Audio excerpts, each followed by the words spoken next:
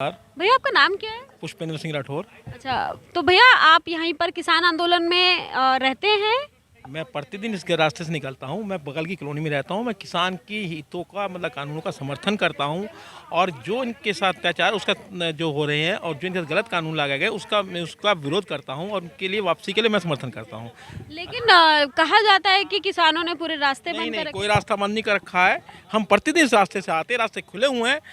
किसानों ने रास्ता नहीं बंद कर रखा, ये तो दिल्ली सरकार ने बंद कर रखा है और केंद्र सरकार के कहने पे गृह मंत्री अमित शाह कहने पे बैरिकेड दिल्ली पुलिस ने लगा रखे हैं। ये बैरिकेड दिल्ली पुलिस के हैं। जबकि पुलिस खोलती क्यों नहीं है? आप अगर ये कहते हैं, सुप्रीम कोर्ट में ये कहते हैं कि हमने कल समय कहते हैं कि किसानों ने बंद कर रखा, आप लोगों ने बंद कर रखा है।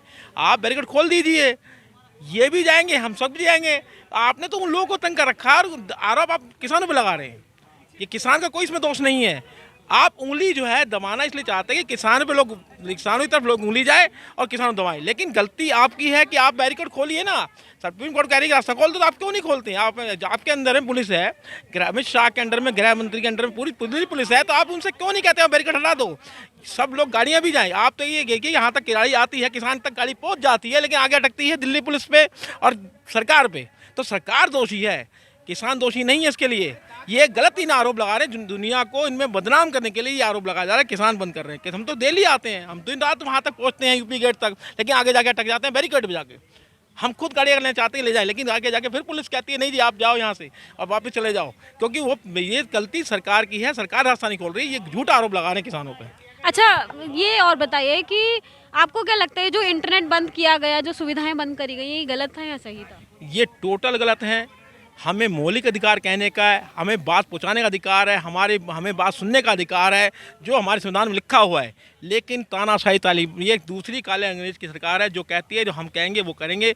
इन्हें सत्ता क्या भूण सत्ता मिलने के बाद इन्होंने सबको दबाना स्टार्ट कर दिया। आप ये बताइए, पिछली सरकार भी रही हैं, उन्होंने तो इंटरनेट बंद नहीं किए थे, आंदोलन पहले भी हुए थे और सब चीज़ें पहले हुई थी, जो आज हुई हैं वो सब चीज़ें पहले हुई थी, लेकिन उन्होंने पूरा अधिकार दिया था कि आपको कहने का अधिकार भी है, पब्लिक जनता को सुनने का अधिकार भी है।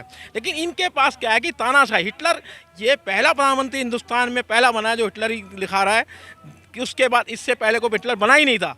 वो भी अगर हिटलर बनते वो भी कर सकते थे, उन्होंने नहीं करा क्योंकि उन्हें पता था जनता ने हमें चुना है, जनता हमारी मौलिक अधिकार रखती है। हमारे देश के वो प्रधानमंत्री हैं आफ्टर ऑल, आप उनको हिटलर कहते हैं?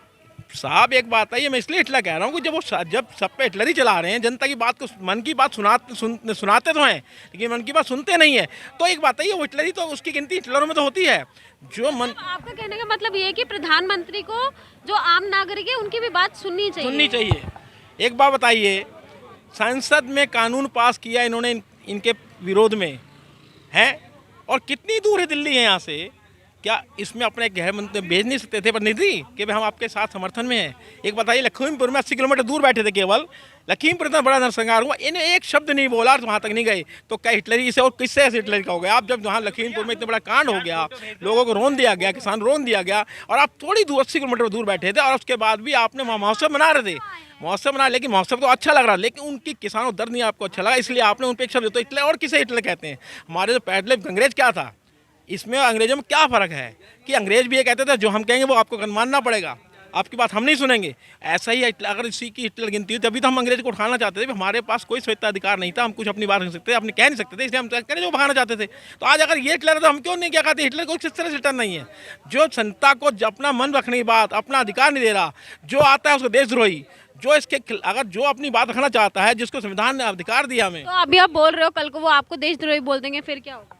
कोई अगर आवाज़ उठा रहा हूँ तो कह दें, वो जेल से कहते, कोई दिक्कत नहीं है हमें। कि अगर जनता की आवाज़ को उठा रहा हूँ तो मेरा जो मौलिक अधिकार उसको मैं अधिकार को पूरा कर रहा हूँ, जो मुझे संविधान ने दिया है।